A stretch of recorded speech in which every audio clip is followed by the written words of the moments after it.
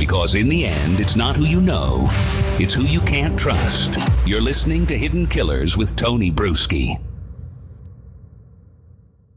Welcome to Hidden Killers. I'm Tony Brueski, and today we're diving into Day 4 of the Richard Allen trial. As we move deeper into these proceedings, the trial has already laid out shocking new footage, emotionally charged testimonies, and questions about the reliability of confessions that could make or break this case.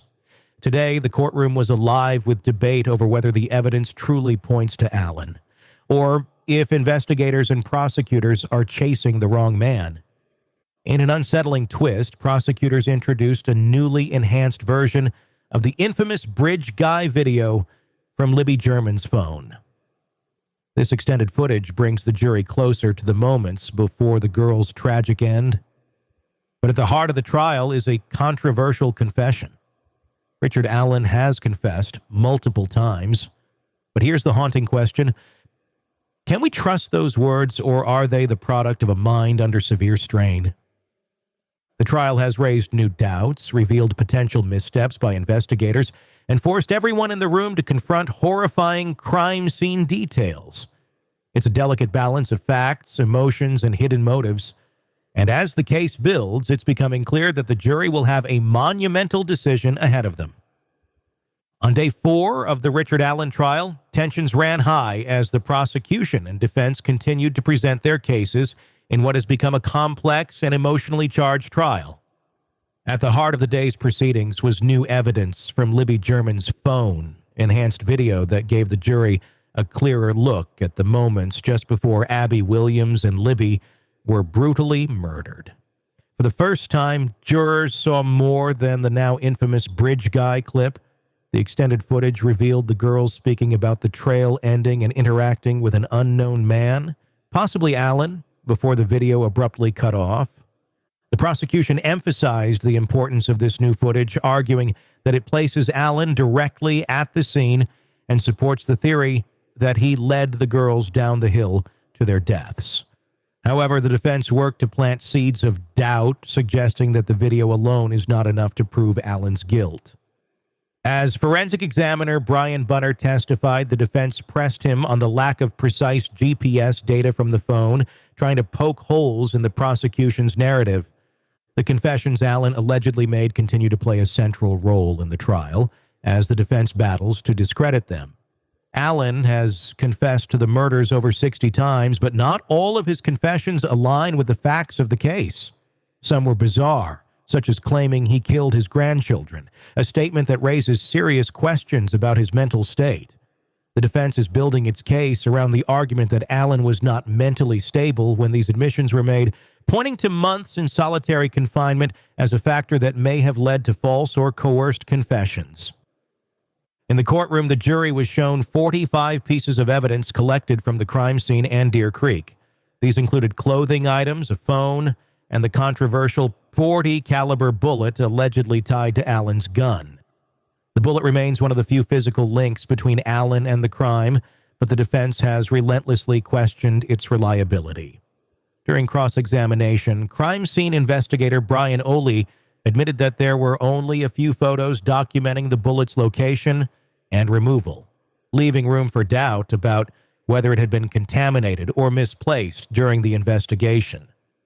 The girls' clothing and personal items provided more chilling details. A Nike shoe was found under Abby's body, while Libby's Harry Potter-themed phone case lay beneath her.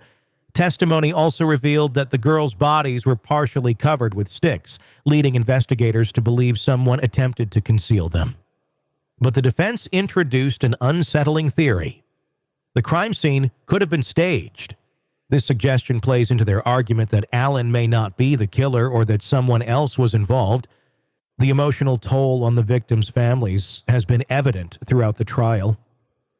Libby's mother cried in court as the video of her daughter's final moments played. Meanwhile, Allen sat silently, occasionally rocking and rubbing his arms, behavior the defense attributes to stress and deteriorating mental health. The prosecution, however, sees his behavior as calculated and fitting the profile of someone hiding guilt.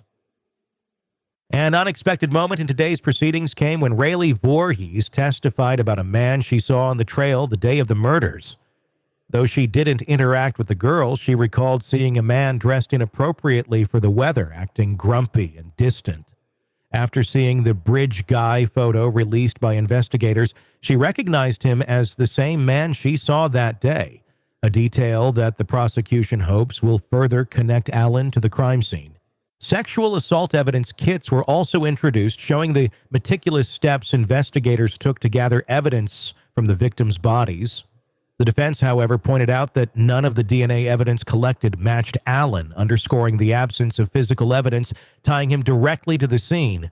This gap in forensic evidence leaves the jury with difficult questions. How much weight can be given to the bullet and the confessions if no DNA connects Allen to the girls? Throughout the day, the prosecution worked to solidify its case, focusing on Allen's confessions and the video evidence.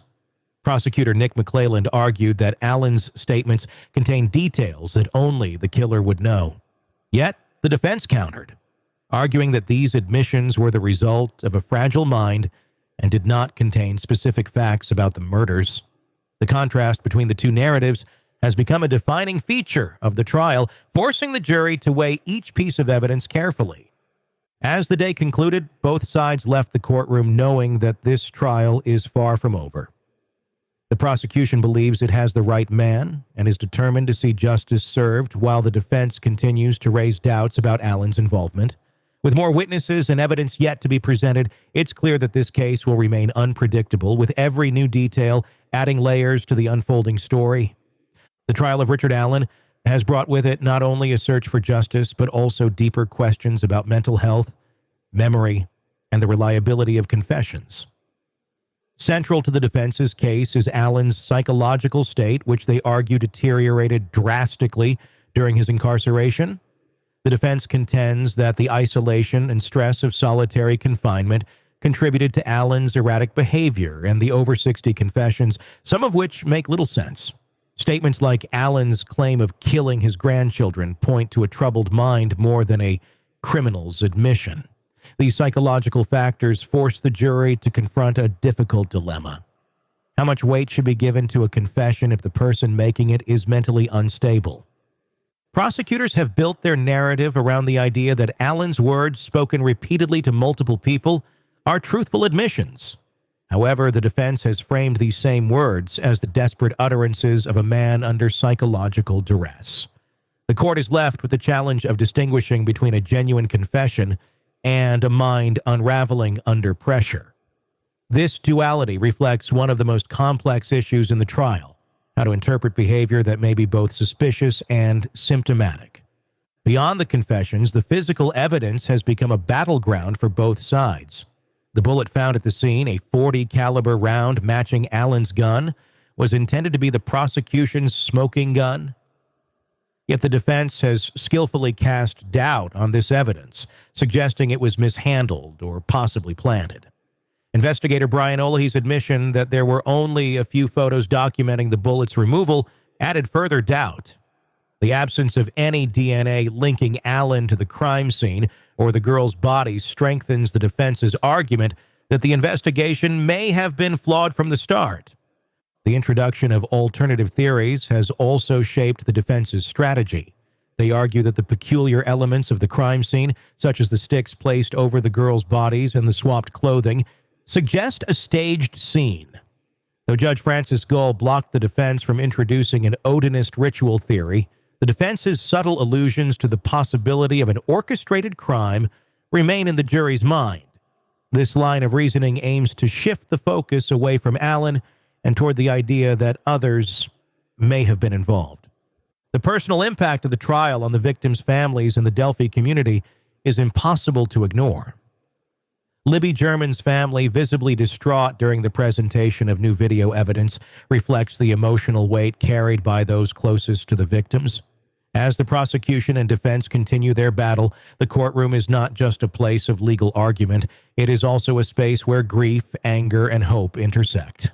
The search for truth has become both a legal and emotional journey, leaving everyone involved to wrestle with difficult questions that may never have clear answers.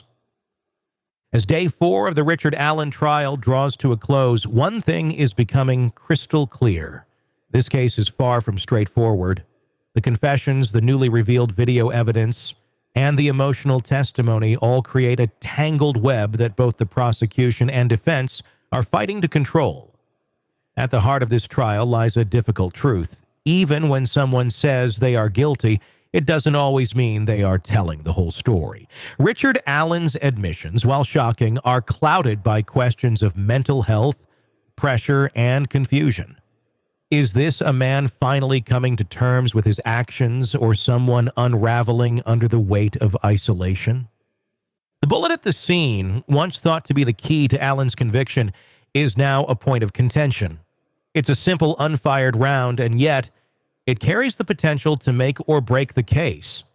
But with mishandled evidence, no DNA to tie Allen to the scene, and conflicting interpretations of the crime scene itself, the path to truth is anything but clear. The defense has raised reasonable doubts about the bullet, and even more importantly, they've planted the idea that the crime scene may have been staged, raising unsettling questions about whether someone else could be involved. And then there's the video. It's haunting to hear the voices of two young girls in what would be their final moments, unknowingly capturing the presence of a man who might have taken their lives. The fact that this video exists at all is both a blessing and a curse. It brings us closer to understanding what happened, but not close enough to resolve the many unanswered questions. What the jury saw today was not just footage, it was a glimpse into the fear, confusion, and innocence that defined those final moments. This trial isn't just about evidence, it's about interpretation. It's about how we, as observers, make sense of conflicting narratives, psychological nuances, and emotional testimony. The prosecution believes they have the right man. The defense insists that the truth is more complicated. And the families of Abby Williams and Libby German sit quietly in the courtroom, hoping that this trial will bring closure after 7 long years of waiting. The jury will ultimately have to decide, does the weight of Allen's confessions, the video, and the bullet outweigh the doubts raised by the defense? Or is the truth something more elusive, something we may never fully understand? The answers won't come easily, but one thing is certain. The outcome of this trial will leave an indelible mark on the town of Delphi. I'm Tony Brueski. If you want to stay up to date on this case and others we cover, be sure to subscribe.